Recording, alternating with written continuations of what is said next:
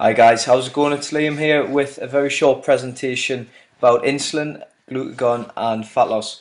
In this presentation I'm just going to introduce the concept of insulin and glucagon and explain it in brief simple terms as I possibly can how they directly relate to whether or not you actually gain fat or store fat or whether you actually lose fat, okay? Now, insulin isn't just something that diabetics should be concerned about, okay? If diabetics were more concerned about insulin, particularly type 2 diabetics, then they wouldn't end up being diabetic in the first place, okay? Now, in terms of a fat loss point of view, if you don't really understand what insulin does within your body, then you're going to miss out on a key element of successful fat loss. So I'm going to introduce you to these two today, and I'm going to explain a little bit about each and how they directly impact and affect your fat loss results. Okay, so we're going to start with insulin and the role of insulin within your body. Now, it's safe to say that insulin is an essential hormone and one that we simply can't live without, or one that we couldn't live if we didn't have it. The reason for that is because it's responsible for the storage and transportation of nutrients and energy to where it's needed. So whether that's our organs, whether that's tissues, muscles, or liver, then that's insulin's role. It's kind of like a transportation bus is the easiest analogy that I can give you. Insulin's primary role is actually to lower blood sugar. So when we eat something highly sugary, your insulin levels will dramatically increase, as will your blood sugar levels, because it's trying to collect the sugar from the blood and transport and store it wherever it needs, okay? So that's pretty much what insulin does. Obviously, the problem that we have with insulin is that if we didn't have it, we would have nothing to do that. Now, I said at the top that we can't live without insulin. The reason we can't is because type 1 diabetics, for example, who have damaged beta cells in the pancreas and can't actually secrete insulin efficiently. Before the sort of invention of insulin injections, they never used to live very long, okay, because they didn't have anything to transport the food or the energy that they were putting in the bodies. So obviously there'll be a lot of breakdowns within sort of organs, metabolisms, etc., etc. So insulin, like I say, when it's high, the problem that we have is that we enter storage mode. Obviously, an element of storage and transportation is essential, okay? If we can actually use what we're storing and transporting, that's absolutely fine. However, due to our modern sort of processed, refined, sugary diets, we actually eat and consume more sugar than we actually need, which basically means that insulin always goes higher than we need, which also means that every time it is high, chronically elevated, we enter storage mode. So if you're constantly living on sugary kind of refined processed diets, then throughout one day you're probably just going to have a constant spike in insulin or chronically elevated level of insulin, pretty much making sure that you're storing fat all day. So another process that's broken down when insulin is high is the release of fatty acids. Okay, this is a process that simply can't take place when insulin levels are high. So that's insulin. We're going to move on to glucagon now, which is exactly the opposite in effect to insulin. Again, another essential hormone, one that is primarily there to put us in a burning mode, if you like. So when glucagon levels are higher, insulin levels are lower, which basically allows your body to go into a fat burning or a burning mode, okay? Glucagon's primary role is to rebalance or kind of re-raise the blood sugar levels, if you like, if insulins were to bring them down.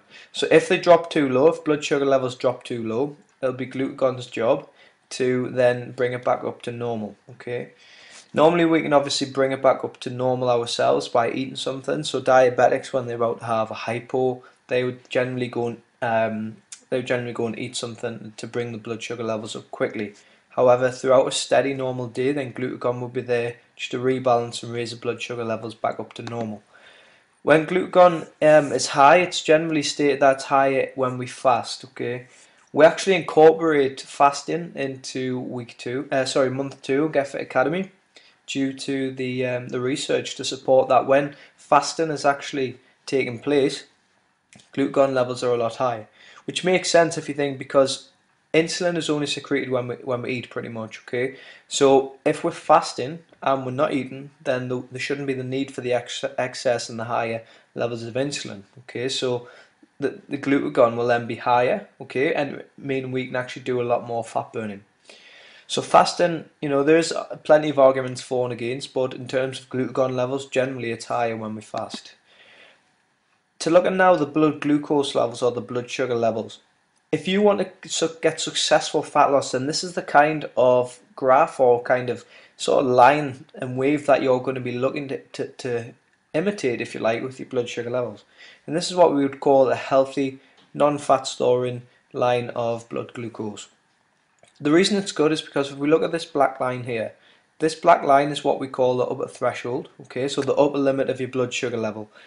This is your blood sugar, okay, or your level of blood sugar, just nicely going along up and down, nice and gentle. Not very high peaks, not very low troughs. Now, if we maintain this and we never really hit this upper threshold, then we wouldn't actually need the extra insulin production, okay. If we don't need the extra insulin production, it basically means that we don't need to store any extra fat, okay, and we just use pretty much what we put into our bodies, whether that's through exercise or whatever. Unfortunately, due to our modern day diets, again, due to sugar, processed foods, refining, and all the others, we actually mimic something more like this, okay? So this is why you need to understand why insulin and why glucagon actually work either for or against you for fat loss. Now, if we again look at this line here is the upper threshold once again. However, this time we've added the lower threshold. Every time your body or your blood sugar level goes higher than the upper threshold, so in this kind of mountaintop, if you like, this is what we call a fat storing mode. Because this normally happens extremely fast if you're eating sugary things, then it's actually going to go down just as quick. So it's going to actually go down as quick as it's went up. Unfortunately, when it goes down, it drops below the lower threshold of blood sugar, and this period here at the bottom of the mountain, if you like, is actually going to be cravings time. So if you eat something like wheat on a morning, which your body treats like a sugar anyway, by about 10 o'clock you're going to have this kind of thing going on, and then you're going to enter this cravings where your blood sugars drop below. Then you're going to want to eat something else, and it's generally not going to be carrot and hummus that you go for.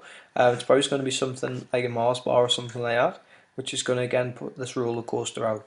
So if you've got blood sugars like that are constantly going up and down, we've got extra insulin secretion, then you're going to end up storing a lot of body fat. So the ways in which to control insulin and glucagon is really by simply what you eat, okay, knowing what to eat and when to consume it. Alcohol itself is the simplest form of chemical sugar that you can pretty much possibly pollute your body with, okay. Don't need to give you a lecture on how bad alcohol is, obviously, but when you're trying to cleanse, when you're trying to drop a lot of body fat, alcohol should be out your diet for at least 28 days at least, okay, to help balance out your blood sugars. Every time you drink alcohol, your blood sugars go through the roof, and so does insulin, and hence your cravings will start later. It's no coincidence that you want to take away our kebab at the end of the night. The next thing is sugar. Again, sugar actually makes you fat, okay? It's not actually fat that makes you fat. And the more sugar you eat, the higher your insulin levels will go. The higher they go, the more fat storage you do and the fatter you become. Okay, so taking sugar out of your diet is pretty much the best thing you can do, okay? You shouldn't need sugar in your diet at all. We only pretty use glucose anyway, okay? We don't have any kind of requirement for things like even fructose from fruit sugar. But also kind of maltodextrin and dextrose and other chemical sugars as well. So sugar's out. Now potatoes.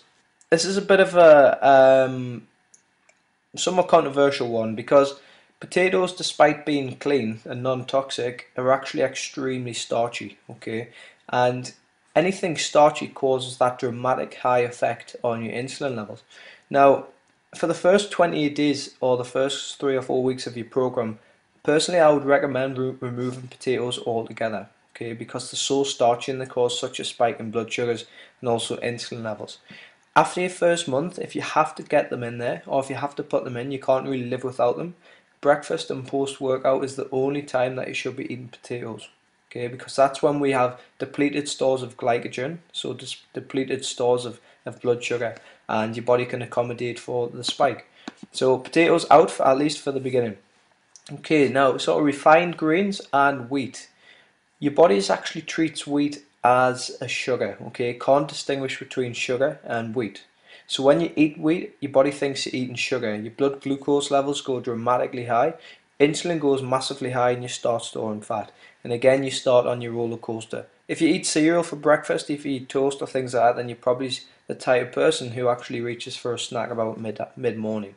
So again, when we're cleansing, when we're trying to stabilize blood sugars, and when you're trying to get fat loss, you need to remove these wheat-based products from your diet. And we've got processed food. Pretty self-explanatory. The problem with processed food is that they simply simplify the chemical structure of these original foods, turning them into something that I like to call non-foods, in the sense that they hold no nutritious value whatsoever. Okay, they don't give you any benefit to your health, and they cause a havoc with your blood sugars.